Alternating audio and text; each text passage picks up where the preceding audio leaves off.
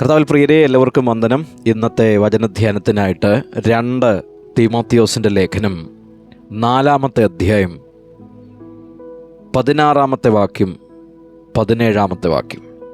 2 Timothy chapter 4 verse 16 and 17. വാക്യം ഇങ്ങനെയാണ്: എൻ്റെ 1-ാം പ്രതിവാദത്തിൽ ആരും എനിക്ക് തുണ നിന്നില്ല, എല്ലാവരും എന്നെ കൈവിട്ടു. അത് അവർക്ക് കണക്കിടാതിരിക്കട്ടെ. കർത്താവോ എനിക്ക് തുണ നിന്നു, പ്രസംഗം എന്നെക്കൊണ്ട് നിവർത്തിപ്പാനും സകല ജാതികളും കേൾപ്പാനും എന്നെ ശക്തീകരിച്ചു. അങ്ങനെ ഞാൻ സിംഹത്തിൻ്റെ വായിൽ നിന്ന് രക്ഷ പ്രാപിച്ചു.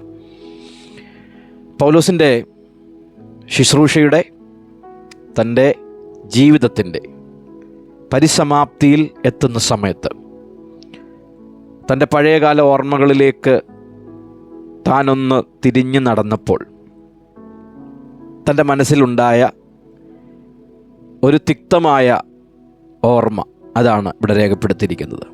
തനിക്ക് ജീവിതത്തിൽ നേരിട്ട തൻ്റെ പ്രതിവാദത്തിൽ, തൻ്റെ 1-ാം പ്രതിവാദത്തിൽ ആരും തൻ്റെ കൂടെ നിന്നിട്ടില്ല, ആരും തനിക്ക് തുണ നിന്നില്ല, ആരും എൻ്റെ സൈഡ് നിന്നില്ലെന്നാണ് ഇംഗ്ലീഷിൽ.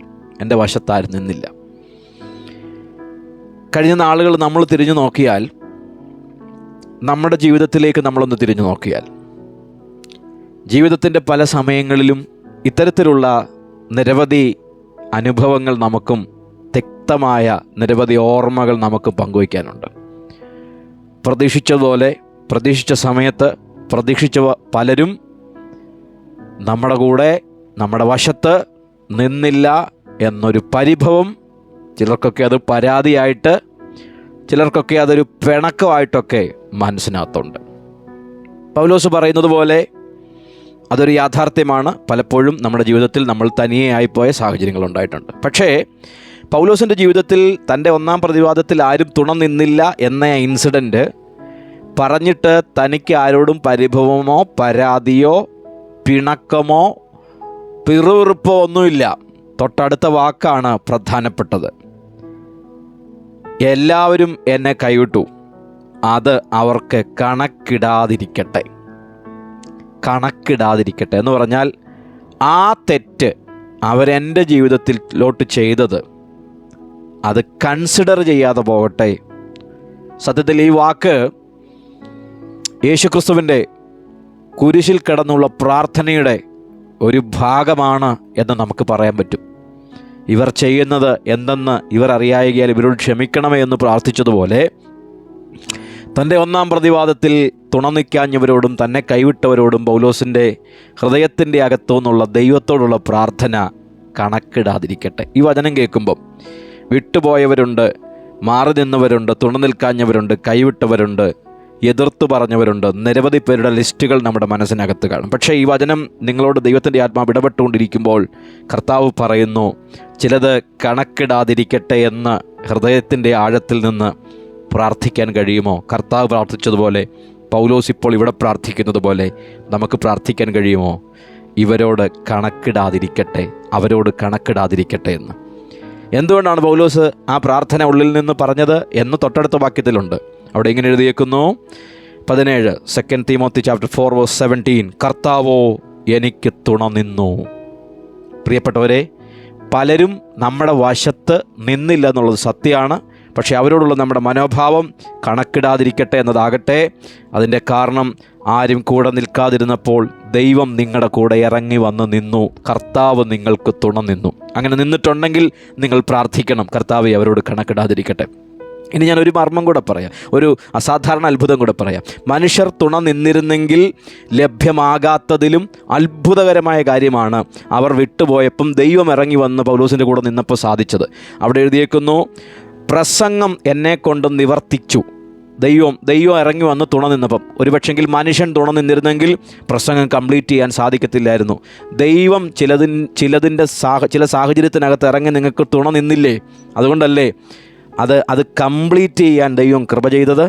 ചിലത് പൂർത്തീകരിക്കത്തില്ലെന്ന് മനുഷ്യർ കൈവിട്ട് പോയപ്പോൾ നമുക്ക് തോന്നിയെങ്കിലും ചിലതിൻ്റെ പൂർത്തീകരണത്തിലേക്ക് നമ്മൾ വന്നില്ലേ? എന്താ കാരണം?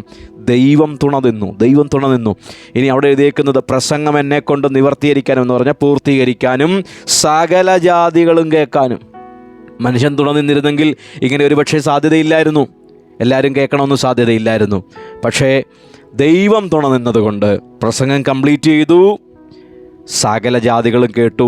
സിംഹത്തിൻ്റെ വായിൽ നിന്ന് പറഞ്ഞാൽ കാലത്തെ ഒരുപക്ഷെ അധികാരികളെ ആയിരിക്കാം ഉദ്ദേശിച്ചത്, അല്ലെങ്കിൽ ആ ഒരു ടാസ്ക് കംപ്ലീറ്റ് ചെയ്യാതിരുന്നെങ്കിൽ ഒരുപക്ഷെ അക്ഷരീകമായിട്ട് സിംഹത്തിൻ്റെ വായിലേക്ക് ഇടുമായിരുന്നായിരിക്കും, അറിയില്ല. എന്താണെങ്കിലും അത്തരത്തിലൊരു പോരാട്ടത്തിനകത്തുനിന്ന് സിംഹത്തിൻ്റെ വായിൽ നിന്ന് രക്ഷപ്പെടുന്നു എന്ന് പറയുന്നത് പോലെ ദൈവം തുണ നിന്നതുകൊണ്ട് രക്ഷപ്പെട്ടു. പ്രിയപ്പെട്ടവരെ, അങ്ങനെയാണെങ്കിൽ മനുഷ്യൻ വിട്ടുപോയതിന് എന്തിനാ പരാതി? മനുഷ്യൻ വിട്ടുപോയത് കൊണ്ട് ചിലത് പൂർത്തീകരിക്കാൻ പറ്റിയില്ലേ?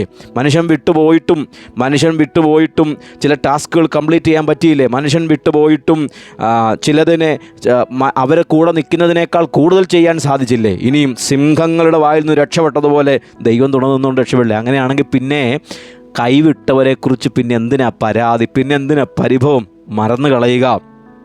അങ്ങനെയുള്ള ചില പരിഭവങ്ങൾ, പരാതികൾ വചനം കേട്ടുകൊണ്ടിരിക്കുമ്പോൾ മനസ്സിനകത്തുനിന്ന് ഡിലീറ്റ് ചെയ്ത് കളയുക. ദൈവം നിങ്ങൾക്ക് തുണ നിന്നില്ലേ? അത് മതി പ്രിയരെ, അത് മതി.